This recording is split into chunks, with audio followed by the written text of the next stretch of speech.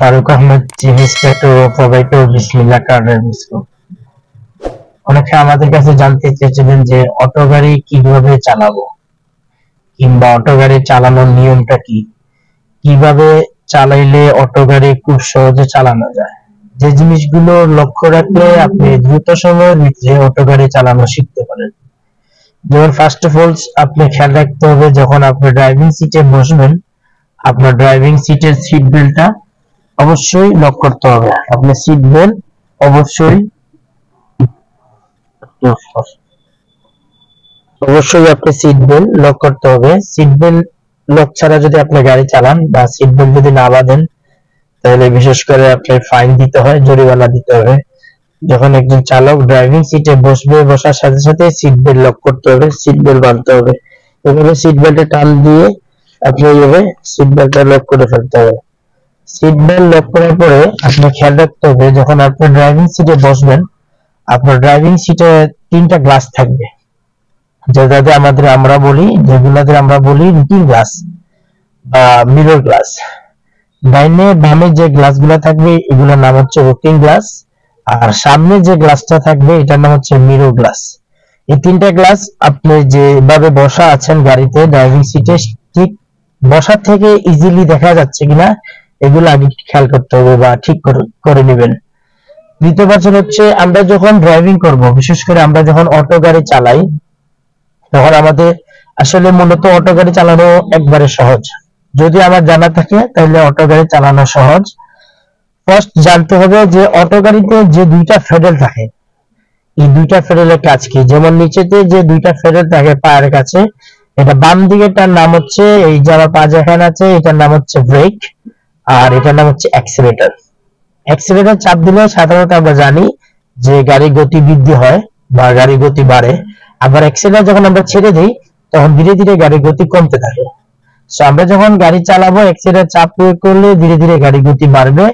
তবে অ্যাক্সিলারেটর চাপ দিতে হবে নিয়ম মাফিক, মানে আস্তে ধীরে চাপ প্রয়োগ করতে হবে, যেটাকে আমরা বলি সুতা পরিমাণ জুড়ে চাপ প্রয়োগ করতে হবে। আস্তে আস্তে আপনি অ্যাক্সিলারেটর চাপ দিবেন, আস্তে আস্তে গাড়ির গতি বাড়বে। যেমন আরেকটা হিসাব হচ্ছে, আপনি অটো গাড়িতে গিয়ার শিফটিং করবেন কিভাবে।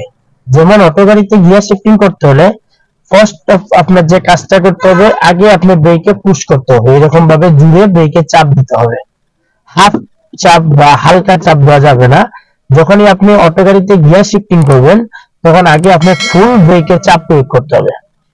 ফুল ব্রেকে চাপ প্রয়োগ করার পরে আপনি অবশ্যই আপনার এই যে লিভারটা আছে, অপারেটর লিভার বা আমরা গিয়ার লিভার বলে থাকি, এই যে গিয়ার লিভারটা আগে মূলত কাজ হচ্ছে, আপনি আগে ব্রেকে চাপ দিলেন, চাপ দেওয়ার পরে আপনি তারপরে কি করলেন, গিয়ার শিফটিং করলেন, ইজিলি গিয়ার শিফটিং হবে। হ্যাঁ, এই যে আপনি ড্যাশবোর্ডে দেখতেছেন ইজিলি গিয়ার শিফটিং হচ্ছে। যেমন এখন আছে পি, যেমন গিয়ার শিফটিং করার আগে আমরা কয়েকটা অক্ষর থাকবে গাড়ি, যেমন এই যে কোন গিয়ারের কাজ কি, এটা সহজে আমরা বুঝবো কিভাবে। যেমন পি তে হচ্ছে পি ফর পার্কিং, যদি আপনি গাড়ি বন্ধ করেন বা গ্যারেজে যদি রাখেন তাহলে পার্কিং এ নিয়ে রাখতে হবে। পার্কিং থাকলে কোন গিয়ারে আর গাড়ি নাড়াচড়া করবে না বা গাড়ি চলবেও না পার্কিং এ থাকলে। 2 নম্বর হচ্ছে আর, আর মানে হচ্ছে রিভার্স। রিভার্সটা হচ্ছে ব্রেক গিয়ার, যখন আপনার ব্রেক গিয়ারের প্রয়োজন হবে বা পিছন দিকে যাওয়ার প্রয়োজন হবে তখন অবশ্যই আপনি ব্রেক গিয়ার লাগাইতে হবে। এরপর হচ্ছে এন, এন মানে হচ্ছে নিউট্রাল, মানে কোন গিয়ারের সাথে গাড়ি কোন গিয়ারের সাথে কোনো সম্পর্ক নাই। মূলত নিউট্রাল হচ্ছে কোন গিয়ারের সাথে কোন গিয়ারের সম্পর্ক নাই, যেটাকে আমরা বলি নিউট্রাল। নিউট্রাল কখন রাখতে পারবেন, যদি আপনার গাড়ি পার্কিং এর প্রয়োজন হয় বা গাড়ি থামানোর প্রয়োজন হয়, 2-1 সেকেন্ড আপনি জামে আছেন, সেক্ষেত্রে আপনি নিউট্রালে রাখতে পারেন। এরপরে হচ্ছে ডি, ডি ফর ড্রাইভ। ড্রাইভের কাজ হচ্ছে, আপনি যখন ডি তে গাড়ি চালাবেন বা ডি যখন লাগাবেন তখন গাড়ি আস্তে আস্তে চলতে থাকবে, এই জন্য হচ্ছে D for drive. 2 for super drive.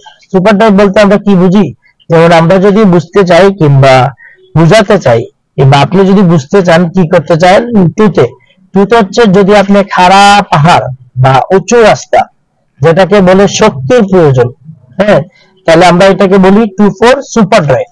যদি আপনি খাড়া পাহাড় বা উঁচু রাস্তাতে গাড়ি ড্রাইভিং করতে চান বা গাড়ি চালাইতে চান তাহলে আপনি 2 লাগাইতে পারেন। হ্যাঁ, তাহলে লাস্ট আছে এল, এল যদি হয় লং ড্রাইভ হইতে পারে, আবার লো ড্রাইভও হইতে পারে। যেমন এল দিয়ে আমরা দুইটা কাজ করি, হাই রোড যদি হয় কিংবা শক্তির প্রয়োজন যদি হয়, হ্যাঁ, তাহলে হাই রোড হলে আমরা এল ইউজ করতে পারি। আবার আরো বেশি যদি শক্তির প্রয়োজন হয় তাহলে আমরা এল লাগাইতে পারি। এল লাগাইলে কাজটা কি হয়, সহজভাবে হয়। যেমন এল যদি আমাদের গাড়ি যদি গত রাতে যদি পড়ে যায় তাহলে আমরা সহজে এল দিয়ে তুলতে পারি। হ্যাঁ, এই হচ্ছে গিয়ারের meaning. P for parks, R for reverse, N for neutral, D for drive, two for super drive, L for long drive. এটা হচ্ছে সহজ হচ্ছে অটো গাড়ি গিয়ার শিফটিং এর হিসাবটা। আপনি এই লেখাতে পি আর এন ডি এগুলা লেখাতে আপনি বুঝতে পারবেন কোন গিয়ারের কাজ কি। আমি আবার বলছি, পি তে হবে পার্কিং, আর তে হবে রিভার্স, এন তে হবে নিউট্রাল, ডি তে হবে ড্রাইভ, টু তে হবে সুপার ড্রাইভ, এল তে হবে লং ড্রাইভ। ঠিক আছে, এই হচ্ছে অটো গাড়ি গিয়ার। এখন হচ্ছে অটো গাড়ি গিয়ার বা আমরা অটো গাড়ি গিয়ার শিফটিং করব কিভাবে। অটো গাড়ি গিয়ার শিফটিং করা খুব সহজ, যদি জানা থাকে তাহলে তো খুব সহজ। মূলত আগে আপনার গাড়িতে স্টার্ট দিতে হবে। স্টার্ট দেওয়ার পরে আপনার গাড়ির ড্যাশবোর্ডে কয়েকটা বাতি জ্বলবে, সব বাতি আপনি ওই যে ড্যাশবোর্ডে দেখতেছেন যে অক্ষরগুলো আসতেছে পি আর এন ডি, ওই রকমভাবে আপনার গাড়ি যদি নিউ মডেল হয় তাহলে আপনার ড্যাশবোর্ডে আসবে। হ্যাঁ, ড্যাশবোর্ডে আসার সাথে সাথে আপনি লক্ষ্য রাখতে পারবেন, যে বুঝতে পারবেন যে আপনার গাড়ি কোন কোন কোন গিয়ারে আছে। তারপরে আপনি ব্রেকে চাপ দিবেন। ব্রেকে ভালো করে চাপ প্রয়োগ করতে হবে যাতে কোনো রকমের হালকাভাবে চাপ না হয়। গাড়ি স্টার্ট দেওয়ার পরে কিন্তু অবশ্যই আপনি ব্রেকের চাপ রাখতে হবে। এই যে আমি সম্পূর্ণভাবে ব্রেকে ফুল চাপ দিলাম। চাপ দেওয়ার পরে অপারেন্ট লিভার বা গিয়ার লিভারে আমি হাতটা নিয়ে আসলাম। হাতটা নিয়ে আসার পরে ওই যে গিয়ার লিভার উপরে যে বাটনটা আছে পুশ বাটন, আগে ব্রেকে চাপ দিতে হবে, তারপরে পুশ বাটনটা পুশ করতে হবে। যদি আপনি ব্রেক বা পুশ বাটন পুশ না করেন তাহলে কিন্তু গিয়ার শিফটিং হবে না। সেক্ষেত্রে আপনাকে অবশ্যই ব্রেকে চাপ রাখতে হবে, তারপরে আস্তে আস্তে গিয়ার শিফটিং করতে পারবেন। যেমন এখন আমরা পি থেকে আর এ লাগাইছি, আর লাগানোর পরে আপনার আস্তে আস্তে গাড়ি পিছন দিকে যাবে। আর হচ্ছে রিভার্স হচ্ছে ব্যাক গিয়ার। আপনি যখন আর এ লাগাবেন তখন অটোমেটিকলি ব্যাক গিয়ারে চলে যাবে, গাড়ি পিছন দিকে যাবে। তবে অবশ্যই আপনি এখানে খেয়াল রাখতে হবে আস্তে আস্তে ব্রেকটা ছাড়তে হবে, যেন কোনো অবস্থায় স্পিডে না ছাড়া হয়। অবশ্যই আপনি খেয়াল রাখতে হবে যে আস্তে আস্তে ব্রেক ছাড়বেন। তারপরে আবার আপনি যে আমরা পার্কিং নিয়ে গেলাম, হ্যাঁ, পার্কিং নিয়ে গেলে গাড়ি আর কোনো অবস্থায় আগাবে না, যেটাকে আমরা বলি পার্কিং। P for parking. পার্কিংয়ে থাকলে আপনার গাড়ি আর সামনের দিকে যাবে না, পিছন দিকেও যাবে না। আবার যদি আপনি গিয়ার শিফটিং করতে চান তাহলে অবশ্যই ব্রেকে পুরো চাপ দিয়ে গিয়ার শিফটিং করতে পারবেন।